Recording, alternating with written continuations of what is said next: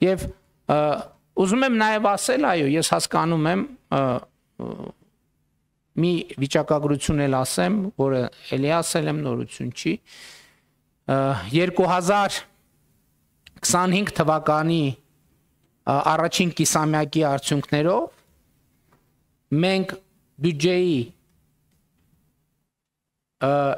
եկամտային մասը 25 թվականի 2018 թվականի համեմատ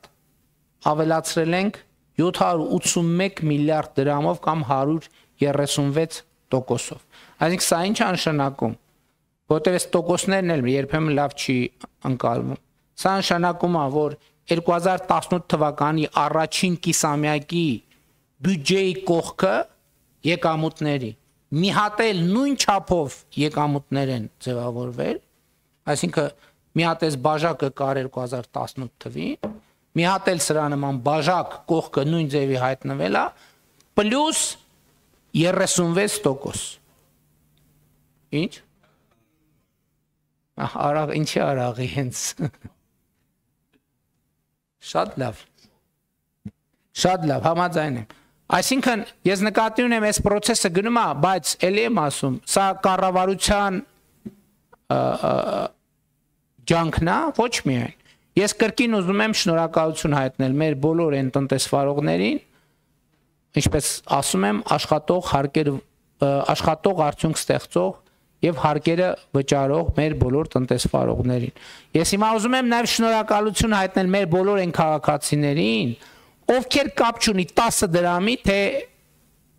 10,000 դրամի, թե 110,000 դրամի առևտուր են անում, առանց ՀԴՄ կտրոնի խանութից դուրս չեն գալիս։ Հատուկ շնորհակալություն եմ ուզում հայտնել բոլոր այդ քաղաքացիներին։ Բայց ես նաեւ ուզում եմ շնորհակալություն հայտնել հատուկ պետական բոլոր եւ համայնքային այն ծառայողներին, ովքեր իրենց գործունեությամբ ամենօրյա աշխատանքով ջանք են ներդրում ստվերային տնտեսությունը կրճատելու եւ պատշաճ հարկային հավաքագրումները ապահովելու համար։ Եվ սա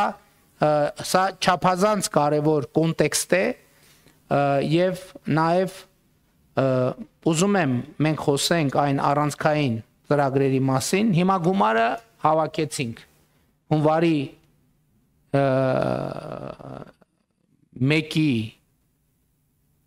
թթվասերը առանք, ՀԴՄ վերցրինք, հարկը վճարեցինք։ Ինչ են 26 թվի։ Ինչ են կանելու, որ նա մեր բյուջեի առանձնահատկությունը, նախ, բյուջեն իմիջայլոց, էդ էլ է շատ կարևոր արձանագրում։ Ես այն չի համար եմ ասում, որ մենք հասկանանք, որ ոչ թե բյուջեն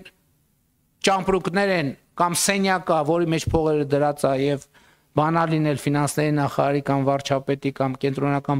բյուջեն կանխատեսում է, ընդհանրապես կանխատեսում է, թե մենք ինչքան ենք աշխատելու նախորդող շրջանի փորձի եւ տնտեսական եւ քաղաքական process-ների վերլուծության հիման վրա։ Այսինքն ես ուզում եմ մենք շատ լավ հասկանանք, տեն սենյակ չկա, որտեղ այդ փողը դրած է։ Չնայած ասում եմ կան ռեզերվներ, որոնք բանկային հաշիվներում, կենտրոնական բանկում կառավարությունը պահում է, կան վարկային միջոցներ, բայց մեծ հաշվով բյուջեն հոսք է, բյուջեն ամենօրյա աշխատանք է եւ ամենօրյա աշխատանքի արդյունքում ապրանքների, ծառայությունների, արտադրանքի շրջանառության արդյունքում ձևավորված հարաբերությունների կողմից արտահայտված դրամական միջոցների հոսք է։ 2026 թվականի պետական բյուջեի եկամտային մասը ըստ էության մենք նախատեսում ենք, որ կավելացնենք 253.4 միլիարդ դրամով կամ 8.9%-ով։ Պարոն Հովհաննիսյան, զուգահեռ նայեք, հանկարծ տողերը չխառնեն։ Հիմա բայց կարևոր է նաև արձանագրել, թե 26 թվին ինչ առանձնահատուկ ծրագրեր մենք ունենք, բաց են սովորական ծրագրերը, որ բյուջեով պետք է ապահովենք։ Ամենակարևոր նորություններից մեկը կներդրվի առողջապահության համընդհանուր ապահովագրության համակարգը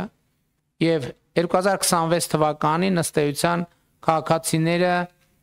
քաղաքացիները դրա հետ կապված որևէ ծախս չեն նկատի, որովհետեւ ծախսերը ամբողջը կանի կառավարությունը ադապտացիոն է շրջանում, բայց օրինակ մինչև 18 տարեկան երեխաների, այսինքն կանի էլի կառավարությունը քաղաքացիների միջոցով քաղաքացիների վճարած հարկերի ծախսման արդյունքում, բայց նաև հետագայում կառավարությունը նախատեսում է, որ պետք է ապահովի մինչև 18 տարեկան երեխաների, օրինակ 65+ տարիքի թոշակառուների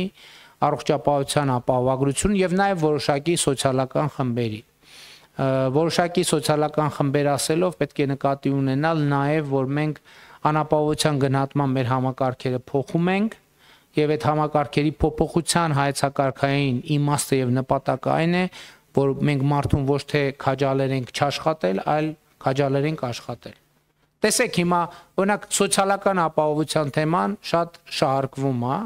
բայց մենք էս էլ պետք է, ես ինչի եմ ցույց տալիս բյուջեի ձևավորման այս համակարգը։ Որտեվ պետք է հասկանանք, որ բյուջեն, որով այդ թվում բան է արվում, վճարվում է անապահովության նպաստը, գործազրկության նպաստը վճարվում է աշխատող մարդկանց հաշվին։ Այսինքն եթե կարա չէ, եթե մի քաղաքացին իրավունք ունի, ասի, որ գիտեք ինչ ես չեմ աշխատում, կառավարություն, բերեք իմ ծախսերը հոգացեք, եթե մի քաղաքացի այդ իրավունքը ունի, իսկ իրավունք ունեն բոլոր քաղաքացիները։ Մենք էլ մի օր բոլոր քաղաքացիներն ասում են կառավարություն, դե որ տենց է, այս մի հոգու բոլոր հնարավոր ծախսերը հոգում եք, ես էլ չեմ աշխատում, հոգացեք իմ ծախսերը։ Եկեք պատկերացնենք տեսական իրավիճակ, երբ որ 2026 թվականի նոր տարին տենց առանձնահատուկ լավ է ստացվում, մեկ էլ քաղաքացիները գցում բռնում են, ասում են սկզբունքորեն չենք աշխատում։ Այնա բանի համակարգ կա, անապահովության գնահատման համակարգ կա, որը քաղաքացիներին բանա պետք է ապահովի, չէ, պարտքն է, չէ, պետության ապահովել քաղաքացիների սոցիալական թող ապահովի։ Եվ քաղաքացիները համընդհանուր ասում են չենք աշխատում, կառավարություն նպաստ տուր մեզ, առողջապահություն, դպրոց, մանկապարտեզ, ճանապարհներ, լուսավորություն եւ մնացած ամեն ինչ։ Թթվասերներն իսա են կառնելու։ Որտե՞ց, Ժողովուրդ ջան, որտե՞ց։ Չի լինում տեն։ Հա, ճիշտ է ասում։ Թթվասերի արտադրողն էլ չկա, որ արտադրի, որ գոնե նիսա առնենք։ Ես ուզում եմ ասել, որ ես երբեմն չեմ հասկանում, որովհետև երբեմն ասում եմ առանձնահատուկ սոցիալական խմբերի դեպքում դա հանրային համերաշխության խնդիր է, բայց երբեմն անկեղծ ասեմ, ես ինձ համար ընդունելի չի որոշակի բանա 1000 ներողություն այդ բանի համար, ասենք այդ որոշակի մուննաթային տոն, որտեղ մենք չենք աշխատում 20 տարի է, ուսեն տուն չունենք, էս չունենք, այն չունենք, այն չունենք, այն չունենք։ Հիմա 1000 ներողություն իհարկե բանի, բայց եթե հիմա ես էլեկտրոնային փոստս բացեմ, էկրանին արտահայտեմ, ասենք ես դա խնդիր է։ Մենք պետք է ասենք դա նորմալ չի, Ժողովուրդ ջան, տենց բան ասել։ Ասել գիտես ինչ չեմ աշխատում,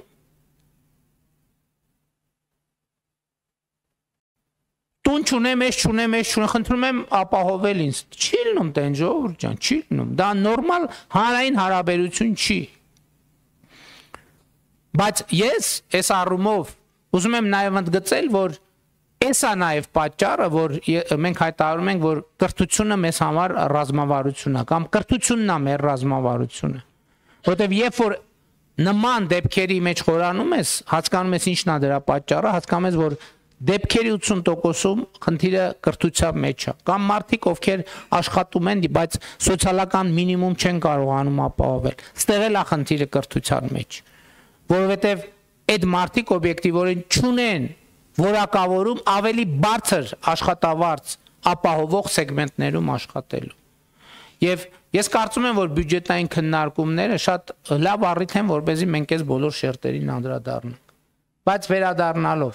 առողջապահության համընդհանուր ապահովագրության համակարգը, որից համոզված եմ բյուջետային քննարկումների ընթացքում մանրամասներով կխոսենք։